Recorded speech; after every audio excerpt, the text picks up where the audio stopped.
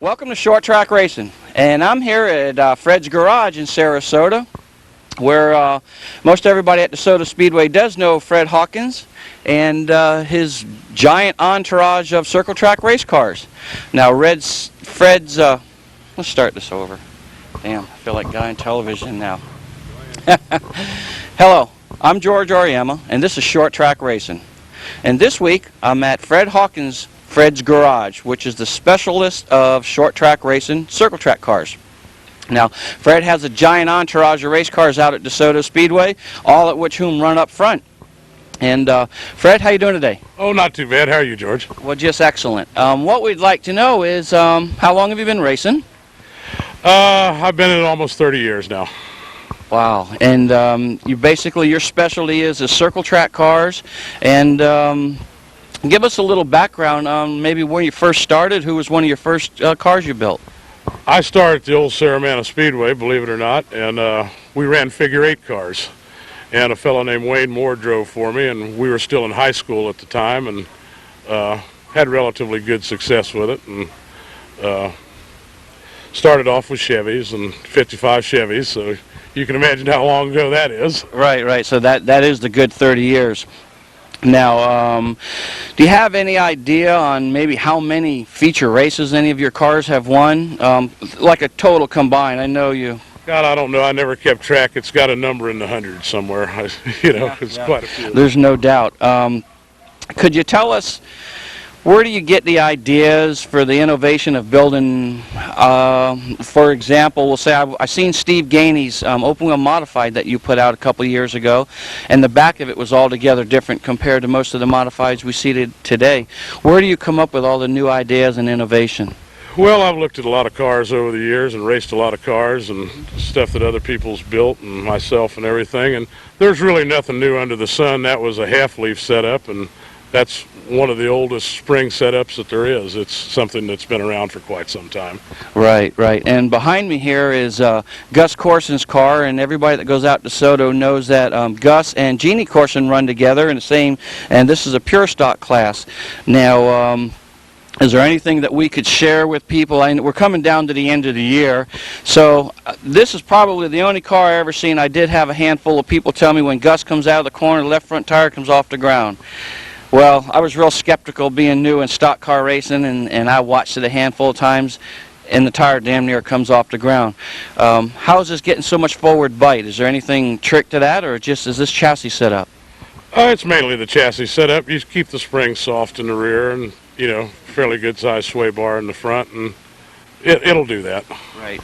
The engine programs that you're implicated now, you just basically are building chassis, and then you'll do all the installation of the engines and stuff? Yeah, I install the engines. Now, I build my own for myself, and I help Gus on his, but mainly I leave it to the engine builders, such as Gulfwind and Junior Purcell and the Yow boys, that right. They do the majority of them out at the race. Sure, and they're all notable engine builders all around the area right now.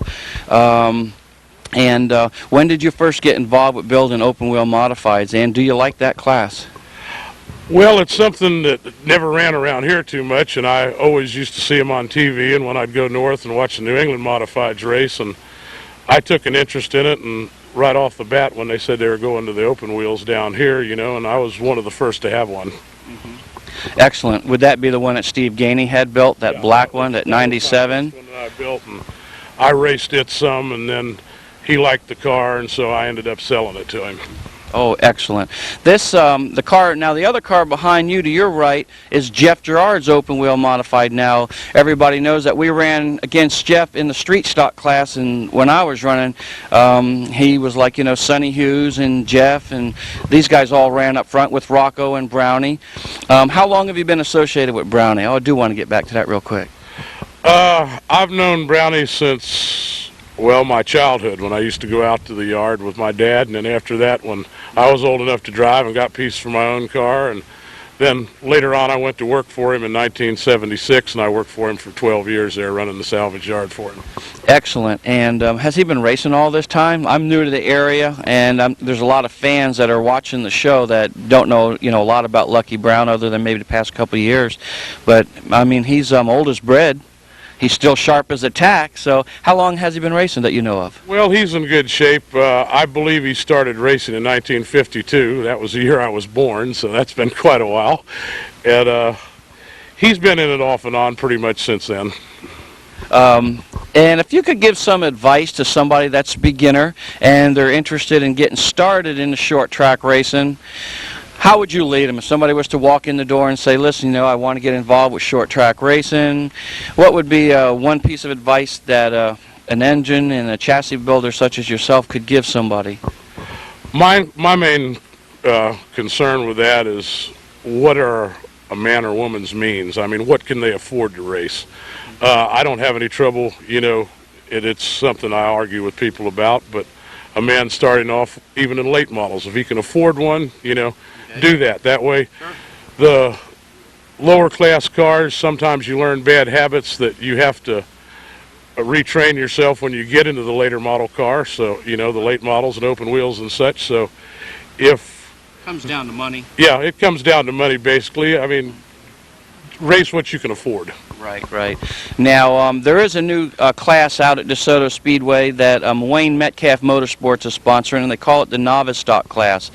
This is basically an entry-level class for limited budget that's not going to really hurt the household. What, and I know you promoted the specials that you were doing.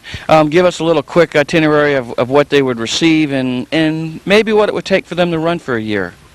Well, if somebody comes to me with a car, it's stripped and everything, we put the required 4-point cage in it and the aluminum seat and a fuel cell for $750, which I feel like is a pretty good deal, and then they can go from there and wire it up and put their engine in it, you know, and whatever the rest of it takes to get it going. Right. And how long will it take to, if somebody was to bring you, I guess they're 114-inch wheelbase, is that the minimum for the Novice stock? Yeah, and there's a little quirk in there, something on account of the Chrysler products, that the unit body cars have to be 116, I think.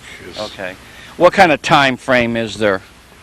I can do within a week, you know, anything that's necessary on my end now, you know, as far as... They just schedule an appointment and you know, come in on a Monday, pick it up on a Friday. There you go. Type of situation. Okay, and your fabricator, which everybody around knows, is Gus Carsons. How long has Gus been with you? Gus has been with me for 6 years, and he does all the welding and most of the fabricating and everything, and he's a very good welder. I've never seen any of his stuff come apart, and that's important. Safety's the main thing, you know. I mean, when we put a cage in, we don't want any problems, you know. Sure. And damn, Bob, I don't know what else, where else we can go here. Hang on a second. Oh, we went to Gus, innovation idea, advice you would give, the cost of a novice stock.